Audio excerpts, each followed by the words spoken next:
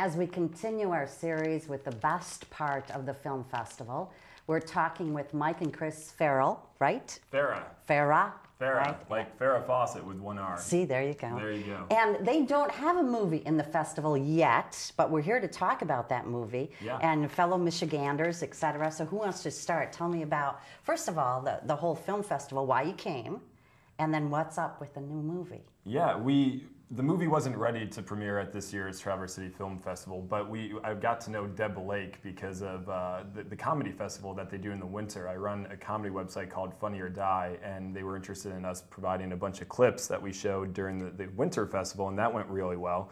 So I was talking to them about our movie, and the timing didn't work out, but they still invited us to come up and be part of the film school and talk about making the movie in Michigan. And so we did that on Friday, and that went really well, and we were able to show some clips from the movie, and that played really well. And then we met Michael Friday at the filmmakers party, and he invited us to be a part of the comedy panel this morning. So that's why we're up here, to talk about the movie, talk about the experience of making the movie in Michigan, and then we got a kind of added bonus of being on the comedy panel this morning. We will be showing all of those panels for our audience, just so that they know that here on UpNorth Television. But let's talk about the movie. I'm absolutely fascinated with this subject. It sounds so bizarre. Then let everybody know what it's about. Go for it. Go. Well, there's something that takes place at bars all over the country, especially college campuses in big cities like New York and Boston and Seattle and that kind of thing. Every single week, a lot of pubs will have a pub trivia night where teams come in, and it's basically people competing over who knows the most about subjects that matter the least, essentially. That's what trivia is, right? That's exactly the beauty right. of trivia. So this is a coming-of-age story that takes place on the campus of the University of Michigan, and it's set in the world of competitive pub trivia.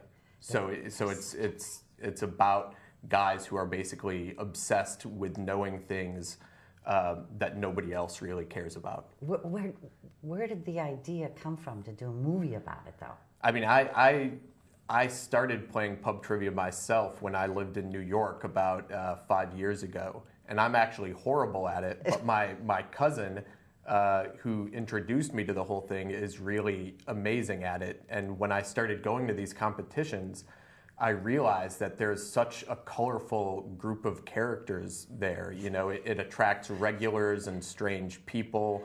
There was somebody who would come every single week, and he was just a lone individual, and he was literally known only as the anarchist. Oh. Because he was an anarchist. That was his political philosophy. And that's all he was known as. And he was very good at trivia. But yeah, and so I just saw these people, and I thought, this is a hilarious world. It's a really interesting subject, and it's also a great metaphor, you know, for people who are trying to kind of take their minds off bigger problems by just obsessing over being the masters of tiny little details.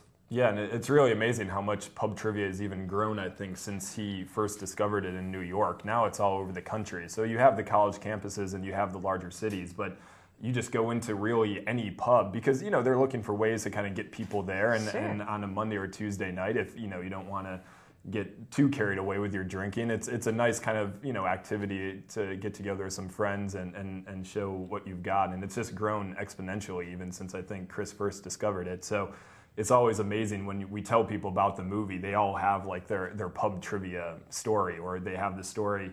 We were talking to one guy we were talking to in LA about cutting our trailers, and he was telling us about how much his family in England loves playing pub trivia. So it's got this kind of like really cool underground following, but it's getting more and more broad and accessible, and hopefully, you know, people will see that when the movie comes out. So did you take those characters and were they the stars, or did you then write a script from that and then hire the stars? How did that work? Oh yeah, no, it was all professional actors in the movie. I mean, and you know, I drew inspiration from some of my real life experience, but it's a completely fictional premise and everything like that. So yeah, we were really fortunate that we got some great actors from LA. Chris Gorham, who's starring in a show called Covert Affairs right now on USA, that's been doing very well. Chris Parnell, who's one of the stars of 30 Rock, is also in our movie, and a great a real life professor actually from the University of Michigan, who's a very well known professor down there named Ralph Williams. It also makes kind of a cameo. So yeah, it's great. Like it's just a good balance of kind of professionals from Hollywood and local authenticity. Well, and that's so important being a Michigander, of course. Yeah. It has to be authentic to Michigan. Yeah, right? that's one of the reasons why the University of Michigan responded so strongly to the material. Chris went to school there, and when we sent them the script, it was very specific, you know, exterior diag, interior East Hall, and they really responded to the fact that, you know, it's been great with the production incentive. So many movies have been coming into Michigan, but they'll shoot Michigan for, you know, wherever, a FBI place in Virginia, or, you know, a desert maybe, or, you know, up at the Sleeping Bear Dunes, we heard someone was kind of shooting that as. So this was kind of like this great, really authentic Michigan story. And it's actually the first time ever that the University of Michigan has lent its name to a movie that's shot on its campus. So we were really proud about that, and they really became great production partners in making the movie, and now they're helping us really market and promote the movie now that it's getting close to being done. So we really couldn't have done it without them, and I think speaks to the spirit of, you know, so many Michigan residents, the pride that they have in the state and the university, and really trying to make the film industry here a lasting, sustainable part of the economy.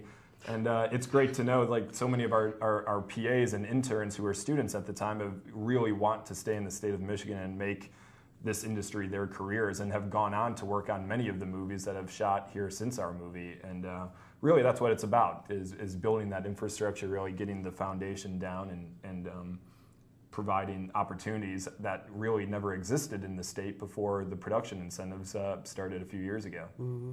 We've asked all the filmmakers, is this your first, your second? Where is this film in your career?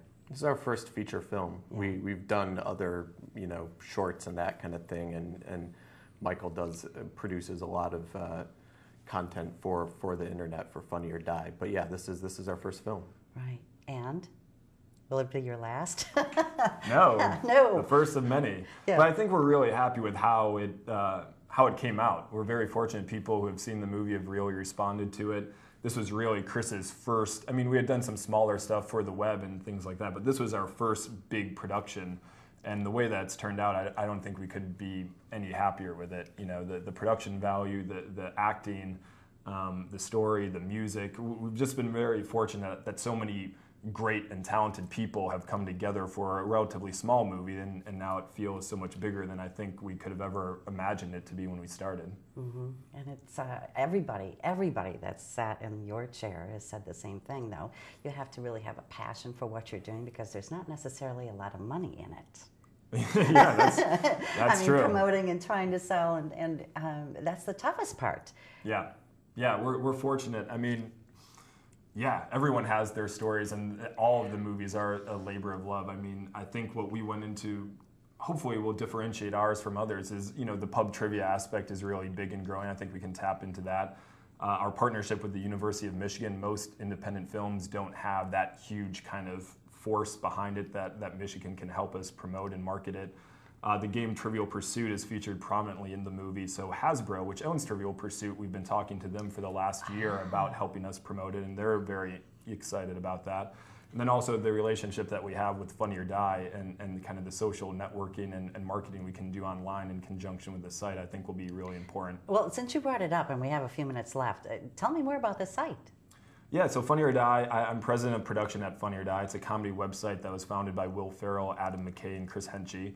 And I'm oversee the creative and production staff that helps us make about 25 original videos for the internet every single month, Funny or Die exclusive. So we're very fortunate. We get to work with a lot of great celebrities, comedians, up and coming talent. So that's kind of, and it's really been helpful for the movie too, because we've gotten to know so many talented people that way, and they've become excited about the movie, and it's kind of worked back and forth. Actually, the stuff that Chris and I made for the internet a few years ago is what helped me get my job at Funny or Die. They ended up featuring a bunch of the stuff that we were working on and responded to it, and that's when they brought me in to produce content for them. So we started working together, and it's led us to some great things. Well, you weren't here earlier when we were talking about, on a panel earlier in the week when we were talking about the way people are watching movies now. And you're saying that yours are on the net and everybody's saying, oh gosh, how are we going to get people to watch the big screen, to be able to really embrace your movie instead of watching it on their handheld devices? Yeah. Because you're in both worlds then. You've got your feet in both, so. yeah. Well, I mean, you have to hope that the movie is good, first of all. I mean, you can come up with lots of fancy things to try and convince people to see something, but you've got to have a great product, first of all. But I do think, smart filmmakers are realizing there are lots of different ways to see those movies now. And if you can, you have to get people excited for each part of it, because there's so many choices for consumers, and consumers get to choose so much of how they consume their media themselves, so that if you can get them really excited about the theatrical experience, you've got to do everything that you can to get them there and kind of make this whole experience around it. So it's not just the movie. Lots of things that we're talking about with the University of Michigan are actually creating these pub trivia nights around the movie. So we can kind of get people excited about the world and then also the movie. So it's not just some isolated incident, but it's kind of this cool thing that you've got to see live or you won't see it at all. So that's just one component, but you have to explore all the different ways that films get out there, because the world has changed so much, and it is tough to make money and to find those audiences, but you kind of need to use all of those avenues to your advantage to put yourself in the best position. Exactly. So out of the two of you, who's the one that reminds the next one that it's time to eat, it's time to sleep, instead of just going 100 miles an hour at all times? That would probably be me reminding him. But we balance each other out really well. I'm the producer. I have to say, we're pretty much both good at figuring out when we need to go to bed. Yeah, that's the most important thing. There is no bedtime. We handle that all on our own. There's no bedtime imposed. But we balance each other out well.